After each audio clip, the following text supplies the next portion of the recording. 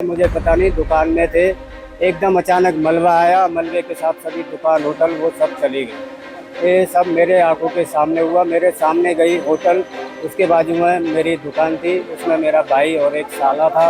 अचानक आया। अचानक इतना जोर से आया जैसे मतलब ट्रक में से जैसे वो टीन सेट खाली होते हैं या गिट्टी मतलब खाली होती है, एकदम हमारी दुकानें हिली। 11 बज के कुछ मिनट में आया। हमने तुरंत ही एनडीआरएफ वालों को फोन लगाया तो उन्होंने आने में 1 घंटा लगा दिया। सर जिंदा तो उम्मीद तो नहीं है, लेकिन कहने का मतलब ये है कि डेड बॉडी भी अभी तक तो मिली नहीं, 3 दिन हो गए, लेकिन मुझे तो लग रहा नहीं है कि इस हिसाब से मिल सके। जैसे मतलब घटना घटी में एकदम मैं तिरपाल उरपाल फाड़ के मैं एकदम निकला, देखूं तो बहुत पब्लिक इकट्ठी हो रही, मैं तुरंत ही। गौरीकुंड में घटी घटना के बाद 17 लोग अभी लापता चल रहे हैं। लापता लोगों के परिजन भी गौरीकुंड पहुंच चुके हैं और उन्हें कहीं न कहीं उम्मीद है कि उनके परिजन अभी तक जिंदा होंगे। कुछ प्रत्यक्षदर्शी हमारे साथ मौजूद हैं जिन्होंने अपनी आंखों के सामने ये हादसा होते हुए देखा है। उनके परिजन भी अभी तक इस आपदा में लापता चल रहे हैं। ऐसे परिजनों से हम बातचीत करेंगे, उनसे जानते हैं कि उनकी आंखों के सामने क्या घटना घटी है। पहले आप अपना नाम बता दीजिए। मेरा नाम जवाहर सिंह है, सन ऑफ जसवंत सिंह, थाना फतेहपुर सीकरी, जिला करावली, तहसील करावली, जिला आगरा है। ठीक है। कितने बजे रात की ये घटना है और क्या क्या आपने इस घटना के दौरान देखा है?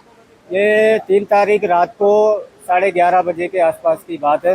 ये सब मेरे आंखों के सामने हुआ। मेरे सामने गई होटल, उसके बाजू में मेरी दुकान थी, उसमें मेरा भाई और एक साला था। तो मैंने आते ही तुरंत एन मौके पर उनको देखा कि दुकान चली गई, तो मैंने अपने भाई के पास फ़ोन लगाया, उसका फ़ोन भी लगा और दूसरे प्रियजनों ने भी फ़ोन लगाया तो कॉल भी रिसीव हुआ 2-3 बार। तो मैंने यहाँ पे जो साहब थे उनको बोला, सर ये कॉल ट्रैकिंग पे लगवाइए, इसकी लोकेशन देखिए कहाँ पे है बंदा। सब चाहे फ़ोन कैसे भी उठाओ या उसने उठाया हो वो मैं नहीं जानता। तो अभी मेरे भाई और साले की ना तो डेड बॉडी मिली है, ना कुछ अता पता है।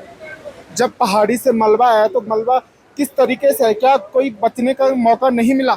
नहीं सर, ये रात का टाइम था, 11 साढ़े 11 बजे। इस टाइम पे यात्रा बहुत डाउन है, काम धंधा सब है नहीं इतना, तो ठंड का मौका है। यहाँ पे लोग बाग सभी जल्दी बिस्तर लगा के सो जाते हैं। ठीक है। अब वो क्या कर रहे थे मुझे पता नहीं, दुकान में थे, एकदम अचानक मलबा आया। मलबे के साथ सभी दुकान होटल वो सब चली गई। कुछ और भी प्रत्यक्षदर्शी हैं, उनसे जानते हैं। आपकी आंखों के सामने ये घटना घटी है, आपने क्या मंजर उस दौरान देखा?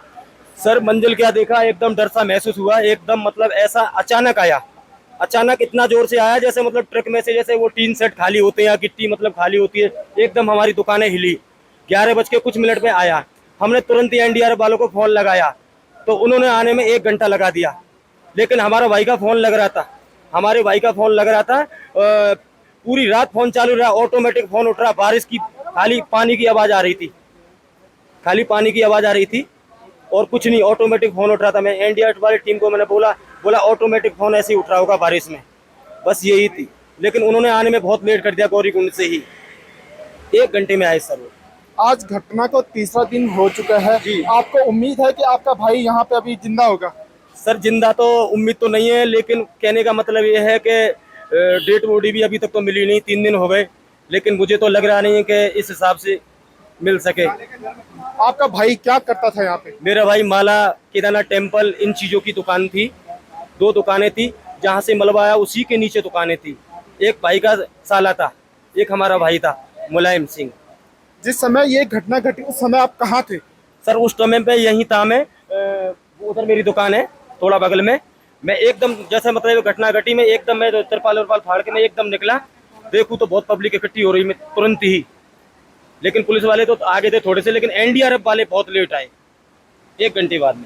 जैसे कि जो गौरीकुंड में घटना घटी है उसमें 17 लोग अभी भी लापता चल रहे हैं और लापता लोगों के परिजन गौरीकुंड पहुंच चुके हैं। 3 डेड बॉडी मिली है। ऐसे में अभी तक इनके लापता लोगों के परिजनों को भी उम्मीद है कि कहीं न कहीं उनके परिजन जिंदा होंगे। अगर जिंदा भी नहीं है तो परिजनों की अब प्रशासन से यही गुहार है कि जो उनके परिजन इस आपदा में लापता हो चुके हैं उनकी डेड बॉडी ढूंढकर उन्हें दी जाए।